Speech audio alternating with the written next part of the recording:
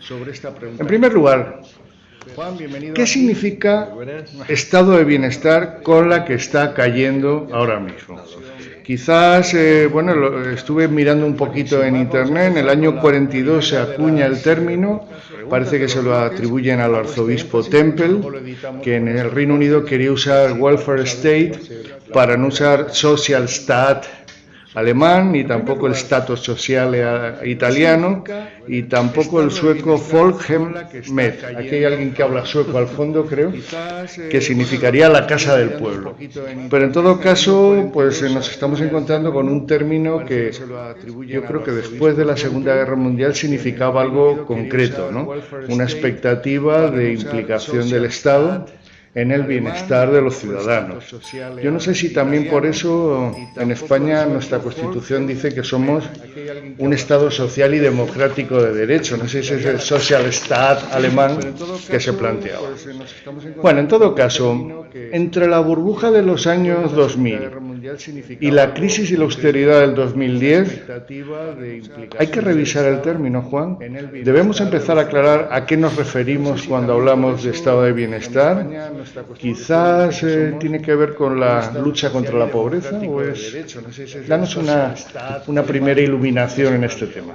Bueno, me parece muy bien que el primer bloque lo que haga es centrar un poco de qué estamos hablando, ¿no? Porque es cierto que hay muchas políticas sociales, pero en las últimas décadas el estado de bienestar se ha consolidado efectivamente como ese conjunto de actuaciones públicas más centrado en unos aspectos concretos, ¿no? En las prestaciones en especie, por un lado, educación y sanidad, básicamente, y por otro, todo el sistema de seguridad social, ¿no? Luego iremos viendo algunas cosas sobre ello, pero se refiere un poco a ese conjunto de actuaciones públicas que intentan garantizar para toda la ciudadanía un nivel de vida considerado socialmente como digno. Y esto marca ya un poco, es decir, qué consideramos socialmente como dignos. De hecho, es obvio que en el fondo cuando hablamos de estado de bienestar estamos hablando de países del norte, porque los países subdesarrollados, pues desgraciadamente no suelen contar, a pesar de los esfuerzos que se están haciendo en los últimos años, en avanzar en educación y sanidad, pero evidentemente si habláramos objetivamente de pobreza y de exclusión, tendríamos que hablar de los países del sur, ¿no? Pero en el estado de bienestar en el fondo nos centramos en países con un nivel de desarrollo suficiente como para tener un Estado razonablemente fuerte que provee a sus ciudadanos de una serie de prestaciones, ¿no? A su vez, con extremos en que hay un modelo de Estado de bienestar más liberal, casi de beneficencia, casi de atención mínima, de garantizar servicios mínimos y solo a la gente muy necesitada, y se deja que sea el mercado quien garantice educación y sanidad. Los Estados Unidos podría acercarse a ese modelo, hasta el extremo opuesto, que quizás serían los países nórdicos, donde hay una serie de servicios a la ciudadanía realmente importantes y que absorben pues, del orden del 40 o 50% del PIB, ¿no? Entonces, en el fondo, es algo más amplio que la pobreza, ¿no? La pobreza, primero, cada vez más se utiliza en Europa el término de exclusión social, que va más allá de la pobreza, ¿no? Por ejemplo, la tasa que han oído hablar, AROPE, ¿no? Que utiliza ahora la Unión Europea para medir pobreza y exclusión social, mide, por supuesto, la pobreza monetaria, en términos relativos naturalmente, pero también la carencia material severa, es decir, en qué medida una familia no llega a consumos considerados socialmente normales en esa sociedad, y por otro lado el acceso de los miembros de esa familia al mercado de trabajo, como elemento tradicionalmente más importante de integración social. Entonces, ese es un dato que aparece en Eurostat. Sí, claro, ahora ya se mide la pobreza y la exclusión con ese dato, ¿no? Entonces, para atender a la pobreza, pues se atiende, digamos, habría que ir en el fondo a las causas, primero, es decir, por qué se produce la pobreza, cuáles son las relaciones en el mercado de trabajo, cuál es la exclusión en una serie de derechos básicos, y luego a las prestaciones que corrigen específicamente la pobreza monetaria, ¿no? Pues, todas estas subsidios que existen, las propuestas de renta básica. Ya que comentas el tema, yo creo que sería interesante que nos ayudaras a entender ese debate que está habiendo cada vez más sobre lo que serían rentas básicas, ¿no?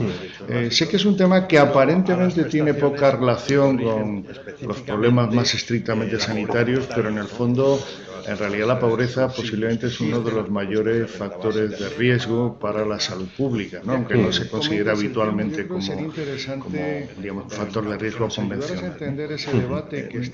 Sé que has escrito en ese club de economistas sin fronteras, ya hay de todo sin fronteras, pero en fin, economistas, Juan está muy vinculado a ese movimiento, sobre el tema de renta básica, que es algo así como un tema tabú en muchos lugares. Parece que es como la subvención al vago. A ver, ayúdanos a entender qué hay detrás de ese término. Bueno, pues yo creo que hay la academia, digamos, la idea de la renta básica está desde hace muchos años. ¿Por qué? Porque en el fondo, ya en estos momentos, bueno, aparte que se ha agravado por la situación actual, donde ha crecido la pobreza en España más que en ningún otro país prácticamente de la OCDE en los últimos años, donde ya 1 de cada 3 menores está en peligro de exclusión social, ¿no? Pues algo que debería sacarnos a la calle para remediar esa situación. Pero en el fondo está porque ya tenemos un sistema en el que casi hay una renta mínima universal. Es decir, en el fondo el sistema de pensiones, ¿por qué nace? Para garantizar al que deja de trabajar una renta mínima, que además cuando es muy mínima se complementa para que se tenga, incluso cuando no se ha cotizado lo suficiente, pues sale una prestación asistencial. Y lo mismo el subsidio de desempleo. Pero todo eso estaba muy ligado al trabajo. ¿Qué significa eso? Pues que en el fondo se ha dejado fuera de ese subsidio, de esa renta mínima, a la mujer, sociológicamente, en cuanto que no incorporada al mercado de trabajo, y a los niños, a los menores, ¿no? Entonces, eso nos ha llevado a un sistema muy complejo. Se arbitran también rentas mínimas autonómicas, subsidios más o menos electoralistas, pues de bebé, de maternidad, de tal. Y luego algo que la gente no se da cuenta, cuando dicen a veces, como una renta para todo el mundo, incluso a los ricos y tal. Pues en el impuesto sobre la renta hay una renta mínima para los ricos, porque está el mínimo personal y familiar. Con un porcentaje, además. Que significa, bueno, antes era proporcional a la renta, con lo cual era mayor, una renta básica mayor para los ricos que para los pobres, ¿no? Pero equivale a una renta mínima, es decir, yo entiendo que hay una parte que no cotiza. Entonces, el sistema es un sistema complejo, injusto, con una burocracia tremenda, con unos retrasos importantes, de hasta 12 meses de media calcula la Red Europea de la Pobreza para la percepción de subsidios como las rentas mínimas autonómicas, etcétera, ¿no? Entonces, ¿qué es lo que busca la renta mínima automática o renta básica? Pues una renta incondicionada de principio. Luego ya hablamos, pero de principio yo le garantizo a todos, porque entre otras cosas la Constitución en su preámbulo dice como uno de los 3 grandes principios garantizar una vida digna a todos los ciudadanos. Se nos olvida. Se nos olvida. Y entonces es que siempre hay derechos de primera y de segunda, y esto es de los de segunda, ¿no? Entonces, lo único que se dice es evitemos esa burocracia, evitemos los retrasos, evitemos que más de un 60% de necesitados y con derecho a subsidios no lo obtienen por los procesos burocráticos, por miedo, porque te tienen que poner aquí un sello de que eres pobre de solemnidad. Y luego además, cuando se dice eso, ¿no? Un subsidio a los vagos o va a desincentivar el trabajo, sin duda mucho menos que lo que tenemos ahora. Porque lo que tenemos ahora significa que si tú tienes un subsidio, si te ofrecen un trabajo y lo coges, vas a perder el subsidio. Con lo cual, y más todavía ahora, con la oferta de empleo que existe, donde antes trabajar te garantizaba salir de la pobreza y ahora no, ahora ya más de un 20% de los nuevos contratos te dejan en situación de pobreza, ¿no?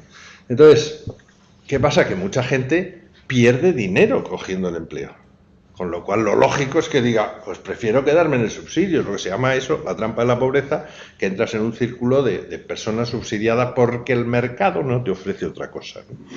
Y hoy te vas a la economía sumergida, cobrar en negro, trabajar en negro, etc. Entonces, una renta básica, como es incondicionada, usted puede empezar a trabajar y no se preocupe que no pierde el subsidio, sabe que aquello que gane va a ser a más.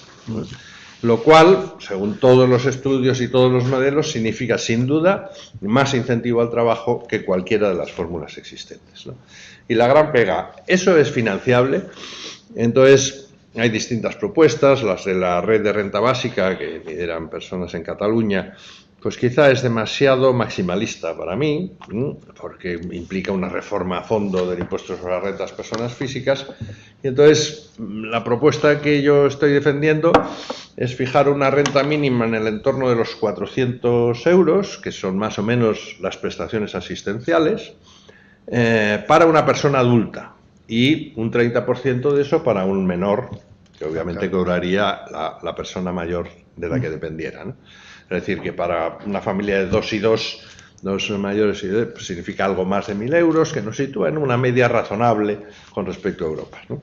Entonces, esto, considerando que lógicamente haría desaparecer todas las prestaciones, todos los subsidios asistenciales existentes, incluso todos los demás, bueno, luego hablaremos un poco de ello, pues por ejemplo las pensiones, pues habría una parte que sería renta básica o renta mínima y el resto complementaria, ¿no?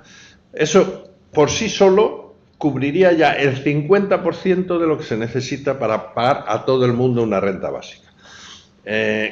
Como mi propuesta es, defendamos inicialmente una idea a coste cero, pues eso significaría simplemente que a las primeras decilas, al 20, 25, 30% más pobres se le garantiza el 100% y el resto de las personas lo va devolviendo proporcionalmente, escalonadamente, ¿no? De modo que los más ricos devuelven íntegramente la renta básica, dejan de cobrarla y al final el coste se reduce al 50% de lo que sería si todo el mundo la ganara, ¿no?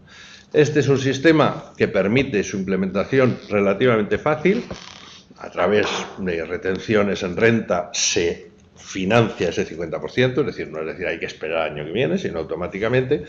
Y obviamente lo que supone es una redistribución. Sin duda, garantizar a los niveles bajos esta renta mínima significa los niveles altos, por ejemplo, perderían ese mínimo personal en la renta o similar, ¿no?